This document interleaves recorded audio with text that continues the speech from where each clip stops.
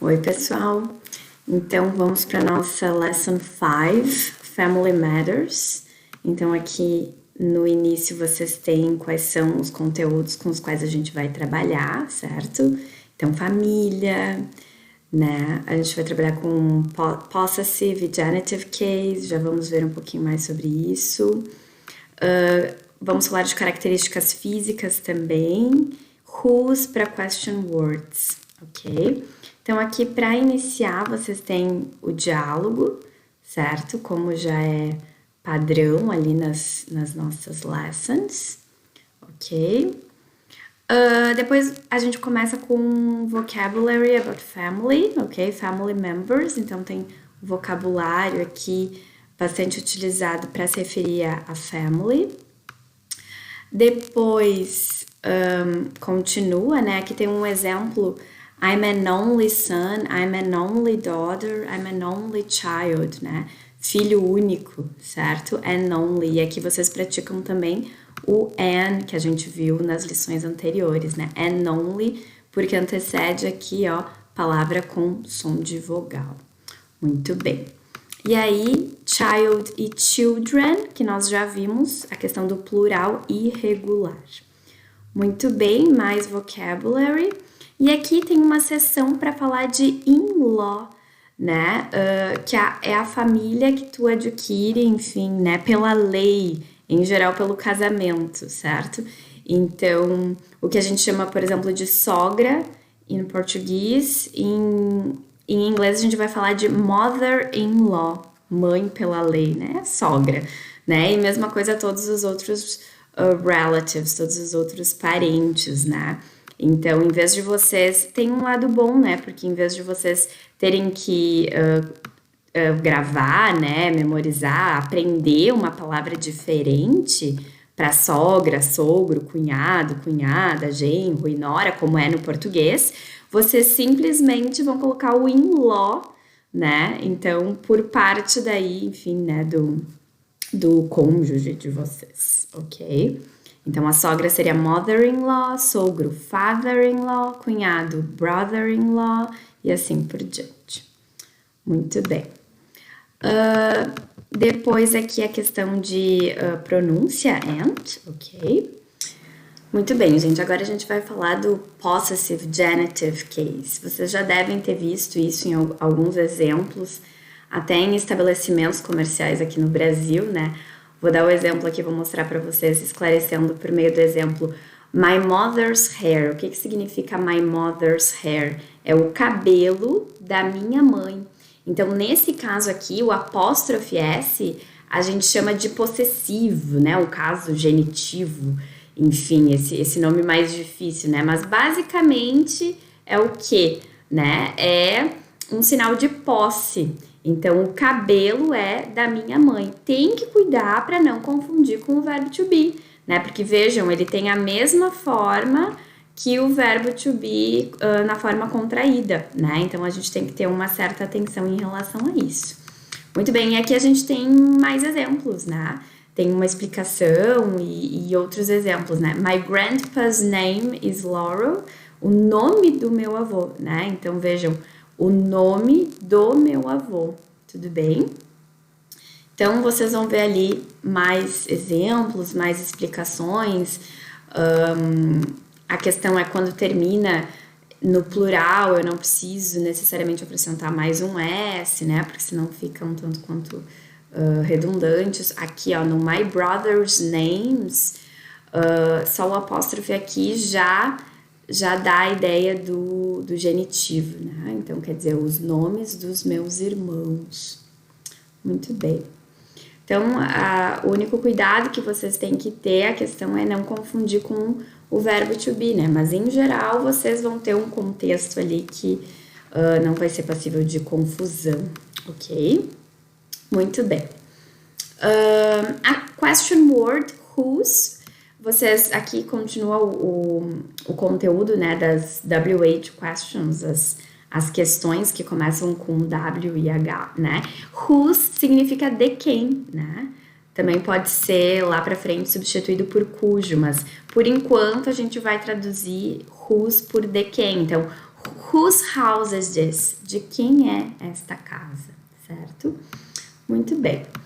E aí, mais exemplos aqui, né? Vocês vejam para vocês treinarem bastante a diferença de whose para whose em termos de pronúncia aqui, né? O out loud diz respeito à pronúncia, isso vocês podem ver no PDF interativo de vocês, ok? O Google Tradutor também tem uma opção, né, para escutar as palavras, vocês podem também utilizar esse recurso que é bastante importante.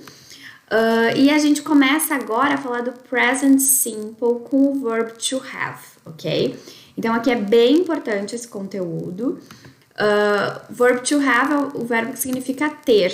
E o que é o present simple? É o tempo presente do inglês, certo?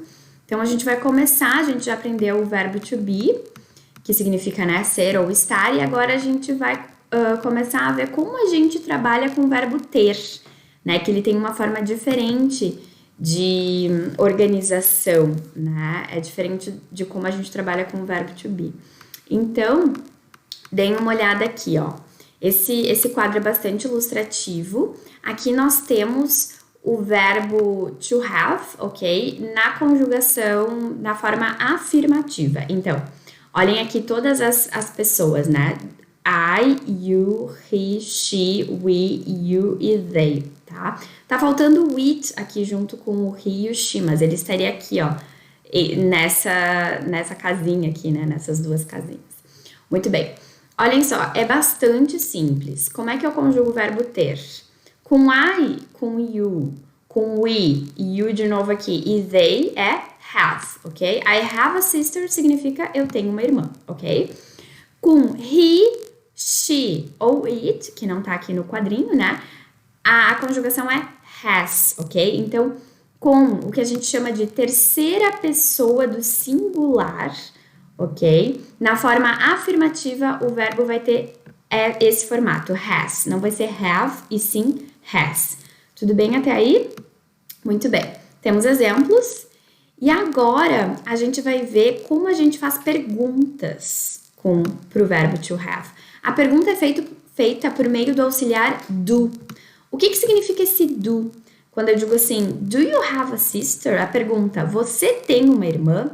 No português, quando a gente faz perguntas, a gente simplesmente muda a entonação, né? Então, a afirmação seria, você tem uma irmã, estou afirmando, e na interrogação, eu mudo a minha entonação. Você tem uma irmã, mas nada, eu não acrescento palavras ali, né? Enfim, a frase tá basicamente igual, a diferença é a entonação.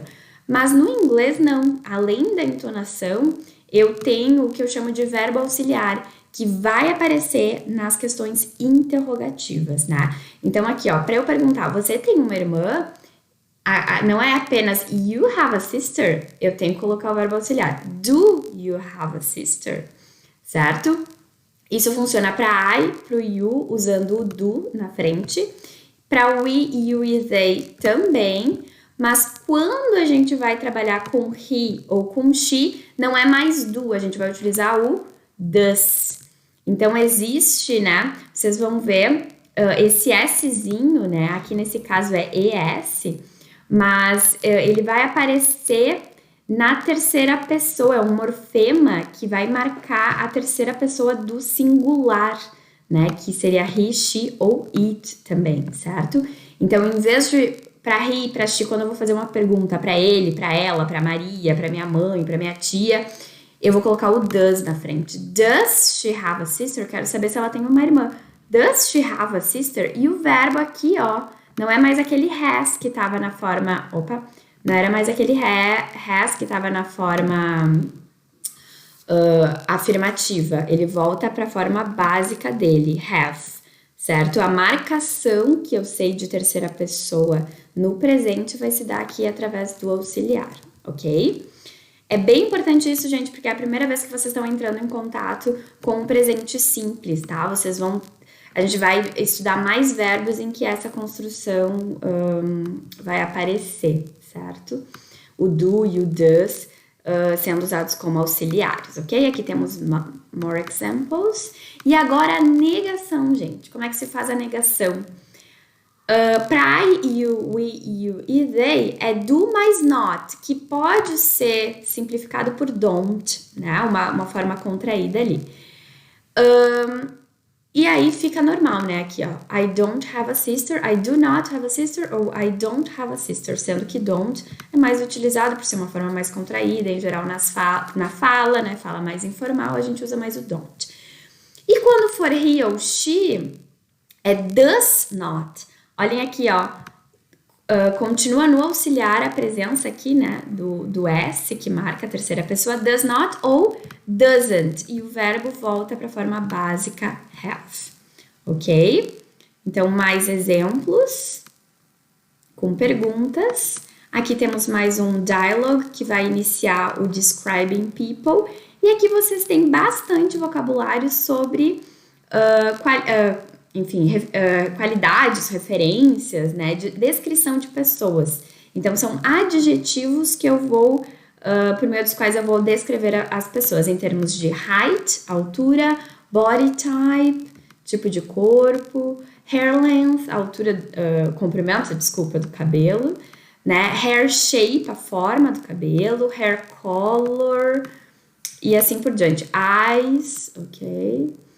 E other features, outras características, né? Age também, tá? Então, são adjetivos. E aí vocês sabem, já falamos sobre os adjetivos, que em geral, os adjetivos in English vêm antes dos substantivos, certo? Mas quando a gente quer dar muitos adjetivos para determinada pessoa, ou enfim, a determinada coisa, existe no inglês também uma order of adjectives, e aqui vocês têm a ordem que em geral vocês colocariam essas palavras. Claro que em geral eu não vou dar tantos adjetivos assim para um substantivo, né? Mas às vezes temos mais que um, até mais que dois, e aí é interessante a gente dar uma olhada nessa order, ok? E aqui nós temos examples of that. Muito bem. Lembrando, bem importante, né? Os adjetivos, eles não são pluralizados, por exemplo. Eu digo, uma menina alta é tall girl, ok? E meninas altas, tall girls. Olhem só, eu só vou ter a marcação de plural no substantivo e não no adjetivo, ok? Isso é importante de lembrar, porque no português é diferente, a gente faz a concordância, né? E para finalizar, mais um texto que eu sempre enfatizo, acho que é importante que vocês leiam, porque além de treinar a leitura, de ver, né, de ter contato com palavras novas, vocês aprendem também questões culturais. Então, bastante importante. Dessa vez a gente vai falar sobre inappropriate comments about body, ok? Então, bem interessante que vocês tenham contato com esse texto, gente. Muito bem, então, essa aula, essa Lesson 5 tem bastante conteúdo, tá? E eu volto a enfatizar a importância de vocês estudarem bastante o Present Simple, tá? Que nesse caso a gente utilizou como exemplo o verbo to have, trabalhamos com have, mas nas próximas lições, já na lição 6, a gente vai ter a inserção de mais verbos e novos verbos para falar, enfim, de rotina e tudo mais. Então, é importante que vocês consigam entender bem, e dúvidas que vocês tiverem, por favor, coloquem as perguntas de vocês no fórum de dúvidas dessa lição, certo, gente? Thank you, see you!